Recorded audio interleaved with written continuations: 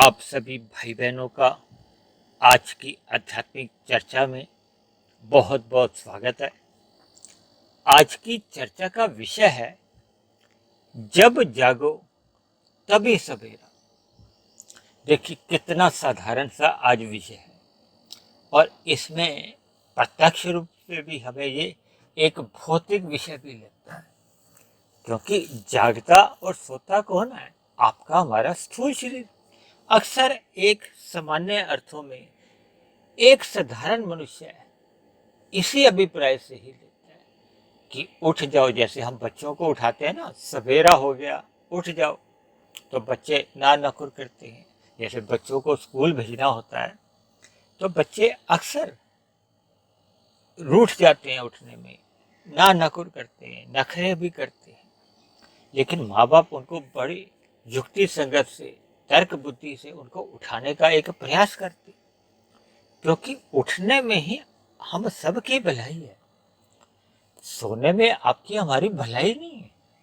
देखिए सोना एक मजबूरी है। मजबूरी इसलिए क्योंकि आपका हमारा स्थूल शरीर एक थक जाता है, एक यंत्र तो है, क्रियाएं करता करता ये थक जाता है। जैसे प्रकृति के 3 गुण है ना, तमोगुण, रजोगुण और सतोगुण। शास्त्रों में तमोगुण को अंधकार से जोड़ा गया, अज्ञानता से जोड़ा गया, और रजोगुण को क्रिया से जोड़ा जाता है, भोगों से भी जोड़ दिया जाता है, और सत्वगुण को तो देखिए ज्ञान से ही जोड़ा जाता है। जहाँ कहीं भी कोई बात होती है तो सत्वगुण को प्रकाश से जोड़ा जाता है, सवेरा से जोड़ा जाता है, दिन से जोड़ा जाता है, यानी ज्ञान की स्थिति से ही जोड़ा जाता है। तभी तो देखिए आज हमने क्या लिखा है, जब जागो तभी सवेरा। सवेरा को हमने सफेद रंग से इसीलिए दर्शाया है। देखिए मेरा तो स्वभाव है कि जहाँ तक संभव होता है कि मैं शब्दों के साथ साथ उसको कुछ रंगों से भी ऐसा डिजाइन बनाऊं वीडियो का, ताकि एक साधारण मनुष्य को कुछ संदेश मिले, कुछ उसको ज्ञान मिले, ताकि उसके जीवन में कुछ सुधार आए। सुधार क्या है? देखिए मनुष्य जोनी पाकर आपका हमारा सुधार कब होता है? जब हम प्रकृति के भोगों से तो वैराग्य ले लेते हैं और परमात्मा की ओर सम्मुख हो जाते हैं। हम सभी आत्माएं ज्ञानवान हैं, चेतन हैं। परमात्मा से आपका हमारा एक सजातीय संबंध है, इसको आप और हम बदल नहीं सकते। इस बात को आप आज स्वीकार करो या अगले मनुष्य जोनि में स्वीकार करो या उससे भी अगले मनुष्य जोनि में, परमात्मा और आत्मा के संबंध को कोई भी सृष्टि का जीव नकार नहीं सकता। दोनों चेतन तत्व हैं। और ये जो माया है जिसके प्रति एक साधारण मनुष्य भाग रहा है, सुबह उठने के बाद रात को सोते समय तक वो इतना चिंतन करता है। दिन में तो देखिए क्रियाएं करता है, जब बिस्तर पर भी लेट जाता है तो उसके चिंतन में केवल संसारी सुखों की प्राप्ति की ही योजनाएं बनती रहती, चिंतन चलता रहता है। और जब जब उसको सुख मिलते हैं वो सुखी होता है। किसी को भी देखिए जब सुख मिलते हैं तो एक साधारण मनुष्य तो सुखी ही होता है, दुखी तो नहीं होता। और जब जब उसको दुख मिलते हैं तो वो दुखी होता है, तब तो सुखी नहीं होता। लेकिन जैसे जैसे एक आत्मा अपनी मूल स्थिति में आ जाती है, उसको ज्ञान हो जाता है कि ये जो प्रकृति के जितने भी सुख हैं ये द्वैत हैं।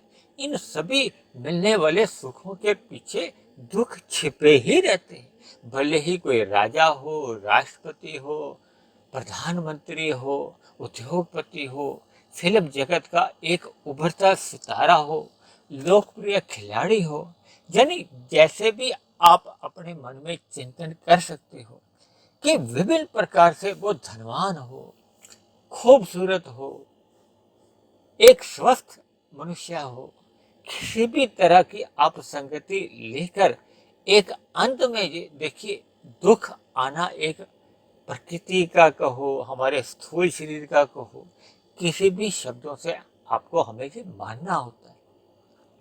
क्योंकि प्रकृति में जन्म लेने वाले जितने भी ये स्थूल शरीर है, चाहे वो मनुष्य जोनि के हैं, चाहे वो पशु के हैं, पक्षी के हैं, कीट पतंगे हैं, हम सभी कम अधिक कर्मों के आधार पे देखिए सुखी दुखी होते ही रहते। एक हमने चर्चा की थी त्रिविधता, यानी कि एक सामान्य मनुष्य को ये भौतिक प्रकृति के जो 3 प्रकार के ताप होते हैं, दुख होते हैं, पीड़ा होते हैं, संताप होते हैं, इनसे तो गुजरना ही होता है। किसी के जीवन में कम दुख आते हैं, किसी के जीवन में अधिक दुख आते हैं, लेकिन ऐसा मनुष्य ना आज तक सृष्टि में आया है और ना ही भविष्य में कभी आएगा, जो स्थूल शरीर को धारण करने के बाद ये घोषणा कर दे कि मुझे केवल सुख ही सुख है। भले ही 99% भी सुख हो सकते हैं, मैं ऐसा मान सकता हूँ, लेकिन 1% भी उसके जीवन में दुख नहीं हो तो ऐसा संभव ही नहीं है। देखिए 1% की दुखों की चुभन भी वो जो 99% के सुख होते हैं वो उसको निष्फल कर देते हैं। देखिए एक उदाहरण के लिए अभी अभी मेरे दिमाग में आया है, यदि आपके पास सभी प्रकार के सुख सुविधा के साधन हैं, सभी प्रकार के आपके पास भोजन है, सभी चीज की आपकी सुखद स्थिति है, तभी आपके दांत में किसी प्रकार का कोई एक भोजन का गिरास फंस जाता है, कोई ऐसे स्थान पे फंस जाता है जिससे आपको पीड़ा होती है, आप अपने जबड़े को ना दबा सकते हो ना ऊपर कर सकते हो, किसी भी तरह की ऐसी एक चुभन होती है, तो फिर ऐसी स्थिति में देखिए उस समय विशेष में जो 99% सुख थे वो सभी अब गौण स्थिति में चले जाते हैं, अति गौण की स्थिति में चले जाते हैं। ऐसी स्थिति कभी कभी देखिए जीवन में अक्सर बनती रहती है। मेरा इस उदाहरण से अभिप्राय केवल इतना ही है कि किसी भी प्रकार से मनुष्य इस भौतिक जगत में अपने आप को सुखी घोषित नहीं कर सकता। भगवान श्री कृष्ण ने गीता में बार बार आपको हमारे लिए एक संदेश दिया कि ये दुखालय है। इस जगत को भगवान श्री कृष्ण ने दुखालय नाम से संबोधित किया। जैसे भोजनालय कहा जाता है, न्यायालय कहा जाता है, पुस्तकालय कहा जाता है, तो वहां उस वस्तु की एक बहुलता होती है, अधिकता होती है। इसी तरह ये भौतिक जगत में दुख बने ही रहते हैं और इन दुखों से पीछा छुड़ाने का कहो या जब तक हम अपनी आत्मा को इस प्रकृति के जो 3 बंधन हैं इनसे छुटकारा नहीं दिलवाते, यानी कि जब तक मनुष्य मायातीत की स्थिति में नहीं पहुंचता, यानी कि स्थूल शरीर के रहते रहते मनुष्य योनि में यदि हम साधना करते करते अपना कारण शरीर और अपना सूक्ष्म शरीर यदि हम समाप्त कर लेते हैं तो स्थूल शरीर के मरने पे आत्मा बंधन रहित स्थिति में आ जाती है। अब उसके पुनः जन्म का कोई कारण नहीं होता। कोई जन्म मरण शास्त्रों में बार बार कहा गया, ये बंधन जन्म मरण का ही दुखों का एक घर है। ये भौतिक जगत में किसी भी रूप में हम जो जन्म लेते हैं वहां मृत्यु निश्चित है और जन्म के बाद जो जीवन काल होता है उसमें दुख आने निश्चित है। भले भी सुख आते हैं, सुख अच्छे लगते हैं, सुख में आदमी बहुत प्रसन्न होता है, लेकिन दुखों की पीड़ा से आप और हम बच नहीं सकते। हाँ, अक्सर मैं इस बात को भी दोहराता हूँ कि यदि मनुष्य इन सुखों को चखने से अपने आप को अलग कर देता है तब वो ऐसी स्थिति में फिर ये जो प्रकृति के दुखों की जो एक चुभन है, देखिए चुभन शब्द कहाँ से आता है, कांटे की चुभन होती है, यानी कि इन दुखों को मैंने कांटों के समान समझा है। इनकी पीड़ा से ये चुभन से तभी मनुष्य बच सकता है और ये पात्रता केवल मनुष्य योनि में आपके और हमारे पास है, क्योंकि हम मनुष्य योनि में, मनुष्य योनि में आपके हमारे पास एक अवसर है इस भौतिक जगत से वैराग्य करने का। देखिए मनुष्य से ऊपर की जोनियां हैं या मनुष्य से नीचे की जोनियां हैं, उन सभी योनियों में जितने भी जीव हैं, देखिए ऊपर की योनियों में सुख कर्मों का नाश होता है, पुण्य कर्मों का नाश होता है, नीचे की योनियों में पाप कर्मों का नाश होता है। लेकिन हमारे भीतर जो कारण शरीर में जो संस्कार बने होते हैं वो यथा स्थिति में ही रहते हैं, यानी कि कर्माशय अपने आप में घटता है पाप और पुण्य कर्मों का, लेकिन संस्कारों की स्थिति यथा स्थिति बनी रहती है। और संस्कार ही हमारे आपके कारण शरीर में रहते हैं, जिनसे हमारे फुरने उठते हैं सूक्ष्म शरीर में, मन बुद्धि में। और मन बुद्धि फिर हमारे स्थूल शरीर की कर्मेंद्रियों को दिशा निर्देश देता है, आज्ञा देता है, बातें भी कर देता है पाप पुण्य कर्म करने की। यानी कि ये पूरा जो एक चक्र है, स्थूल शरीर, सूक्ष्म शरीर और कारण शरीर और प्रकृति के 3 गुण, जब तक मनुष्य इनके एक अंतर संबंध को समझ नहीं लेता ज्ञान पूर्वक, तब तक वो इस बंधन से अपने आप को छुटकारा में नहीं ला सकता। यानी कि हम जो कहते हैं ना, जब जागो तभी सवेरा, यानी जब तक मनुष्य ज्ञान की स्थिति में नहीं आएगा तब तक उसके जीवन में एक सवेरा नहीं हो सकता। यानी कि जब तक आपकी हमारी आत्मा के ऊपर ये जो 3 गुणों के जो आवरण होते हैं, उससे हमारी आपकी आत्मा का जो ज्ञान है वो ढक जाता है। देखिए, क्योंकि आत्मा चेतन तत्व है और ये जो माया है ये जड़ तत्व है। जड़ में अपने आप कोई क्रिया नहीं होती। अक्सर लोग कह देते हैं माया ने हमें बांध दिया। माया कभी किसी को बांधती नहीं है। ये मोटे शब्दों में, मोटे अर्थों में ऐसा मान लिया जाता है कि माया के गुण हमें बांधते हैं। देखिए, जब हम इनसे बंधने जाते हैं अपनी इच्छा से, यदि हम निष्काम भाव से कर्म करते हैं, परमात्मा ने, भगवान श्री कृष्ण ने गीता में बार बार निष्काम कर्म करने की अर्जुन को सलाह इसलिए दी थी। अर्जुन के माध्यम से देखिए, हम सभी मनुष्यों के लिए एक संदेश दिया था, एक उपदेश दिया था, एक शिक्षा दी है कि प्रकृति के पदार्थों में हमने जुड़ना नहीं है, उलझना नहीं है। उलझ कर फिर हम फंस जाते हैं। जैसे ही हम सकाम भाव से कर्म करते हैं तो फिर सुख दुख रूपी फल आते हैं। जिन कर्मों को हम अन्य जीवों को सुख पहुंचाते हैं वो पुण्य कर्म गिने जाते हैं।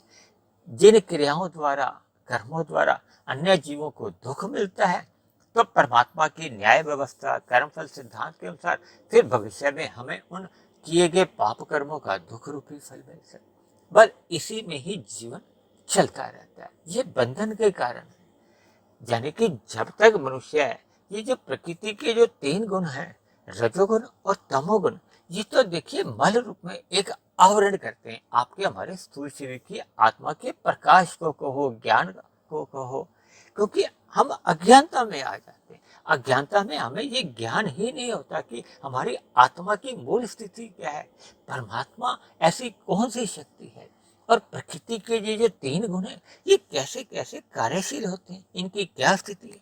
देखिए, हम अपने आध्यात्मिक ज्ञानात्मक चैनल में जितने भी वीडियो बनाते हैं, देखिए अब तक हमने तकरीबन 565 के आसपास जो वीडियो बनाए हैं, उन सभी वीडियो में हम अलग अलग विषय लेते हैं। और अक्सर हमारे विषय एक साधारण मनुष्य जिन जिन परिस्थितियों में उसका एक जीवन चल रहा होता है, ताकि उन वीडियो के जो एक हमने नाम रखे होते हैं, वो नाम से उसके जीवन की एक समस्या का हो या उसकी दिनचर्या में उनसे उसका कहीं ना कहीं एक संबंध होता है, जिसके फलस्वरूप शास्त्रों के आज्ञा अनुसार जो जो सिद्धांत बने होते हैं, जब परमात्मा की प्रेरणा से मैं उन सिद्धांतों को एक साधारण मनुष्य की समस्याओं से कहो या दिनचर्या से कुछ इस प्रकार जोड़ता हूँ, ताकि हम सभी मनुष्यों को एक ज्ञान की स्थिति में रहने का एक स्वभाव बने। जब जब मनुष्य ज्ञान की स्थिति में रहता है, सत्संग में रहता है, तो फिर वो अज्ञानता से बच जाता है, कुसंग से बच जाता है। यानी मनुष्य के जीवन में एक संतुलन बना रहता है, उसकी दिनचर्या एक व्यवस्थित रहती है, तब उसके जीवन में किसी भी प्रकार का फिर अधोगति में जाने का प्रश्न ही नहीं उठता।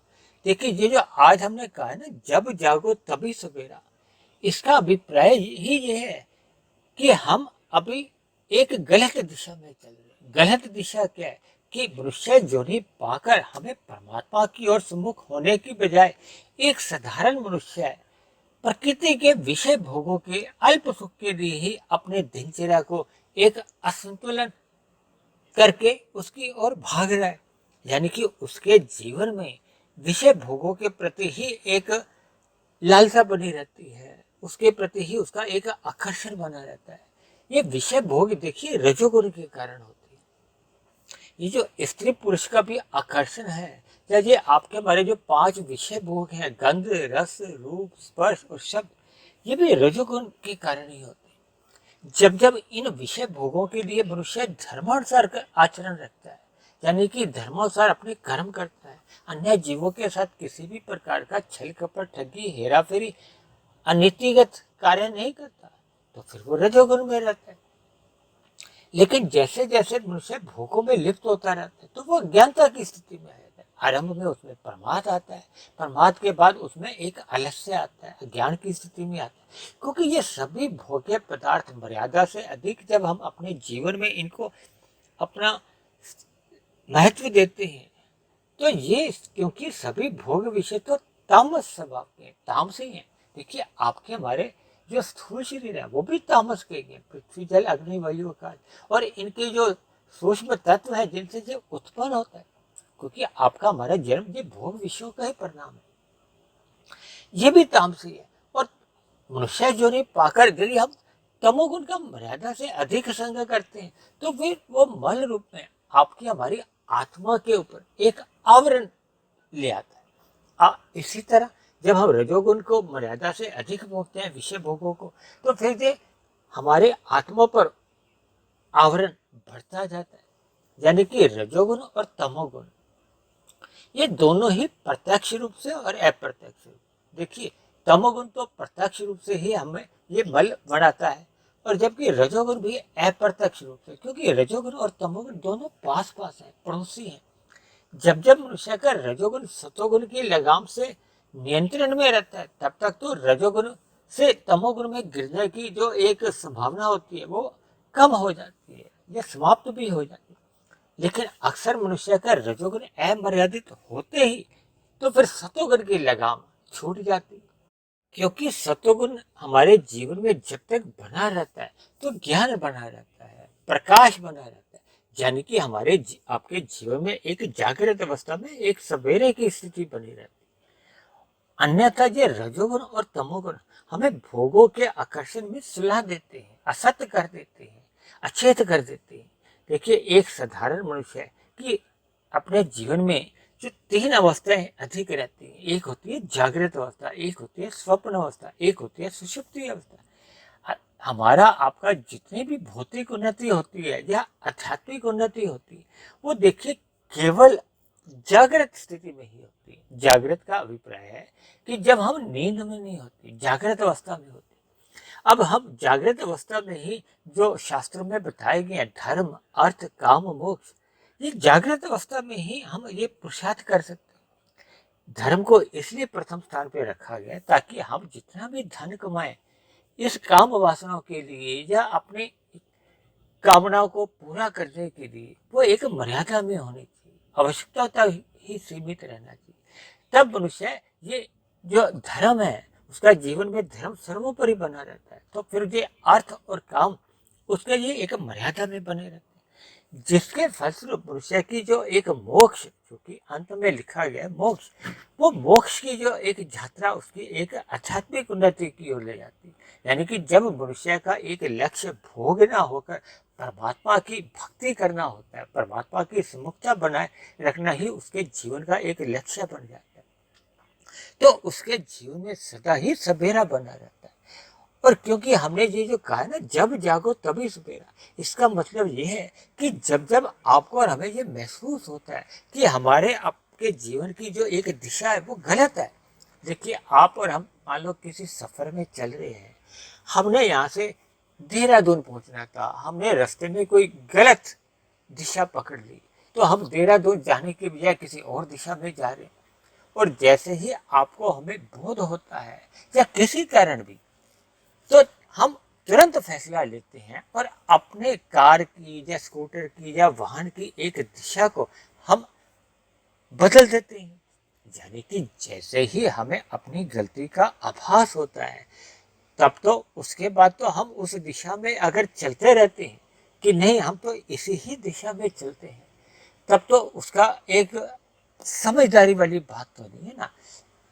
अर्थात जैसे ही आपको हमें ये बोध हो जाता है कि आपका हमारा जो मिला हुआ जीवन है ये विषय भोगों के लिए नहीं है, ये हमें एक कर्म जोनी है। कर्म जोनी का अभिप्राय हमें पाप कर्मों से तो अवश्य ही बचना चाहिए, क्योंकि आपके हमारे जितने भी पाप और पुण्य कर्म होते हैं वो लिखे जाते हैं। छोटे से छोटे पाप कर्म का भी आपको हमें उसका दुख रूपी फल भोगना ही होता है।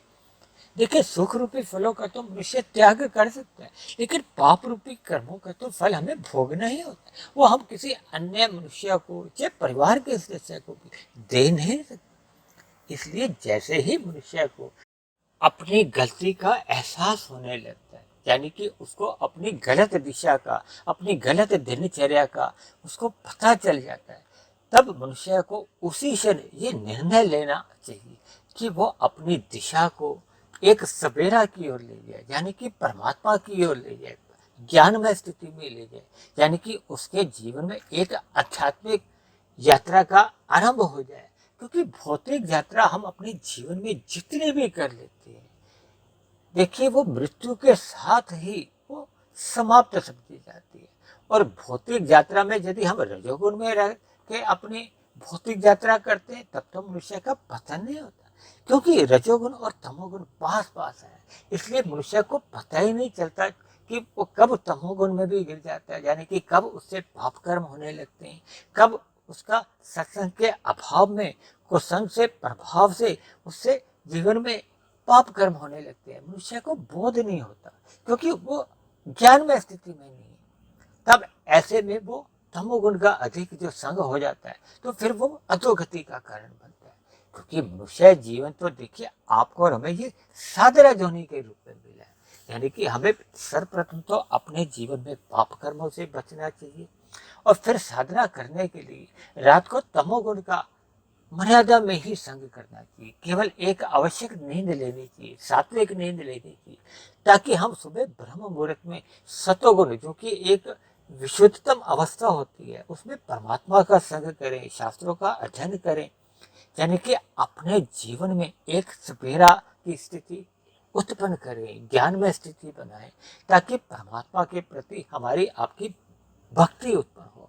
भक्ति में देखिए जितनी भी हम आध्यात्मिक यात्रा करते हैं वो आपकी हमारी एक सुरक्षित बनी रहती है। हम ज्ञान में स्थिति में जब जब रहते हैं, तब हम सदा ही तमोगुण और रजोगुण के जो मल रूपी प्रभाव से बच जाते हैं। देखिए, सतोगुण से विशुद्ध सतोगुण की ओर चलना ही एक आध्यात्मिक यात्रा है, और ये आध्यात्मिक यात्रा मनुष्य योनि में हम जितनी कर लेते हैं ये सुरक्षित बनी रहती है। तो ऐसी सभी शुभ स्थितियां आप सभी भाई बहनों के जीवन में भी बने, यानी कि मनुष्य को सदा ही एक जागृत अवस्था में रहना चाहिए, ज्ञानमय स्थिति में रहना चाहिए, और परमात्मा जो विशुद्ध सत्वगुण है उसको ही लक्ष्य मानकर अपने जीवन को, अपने मिले हुए मनुष्य जीवन को एक ज्ञानमय स्थिति में रहना चाहिए, प्रकाश में स्थिति में रहना चाहिए, ताकि आपकी हमारी एक आध्यात्मिक उन्नति निरंतर हर क्षण होती रहे। तो इन्हीं शब्दों के साथ आज की चर्चा को अब हम यहीं विश्राम देते हैं। आप किसी भाई बहन का किसी प्रकार का भी इस आध्यात्मिक चर्चा के प्रति कोई प्रश्न हो, कोई मेरी कही गई बात आपको समझ में नहीं आई हो, या मेरी कही गई बात आपको तर्क संगत आधी अधूरी लगती हो, आपका कोई शिकायत हो, मतभेद हो, आपत्ति हो, तो आप अपने प्रश्न, सुझाव या आपत्ति नीचे जाकर कमेंट बॉक्स पर जाकर लिख सकते हैं।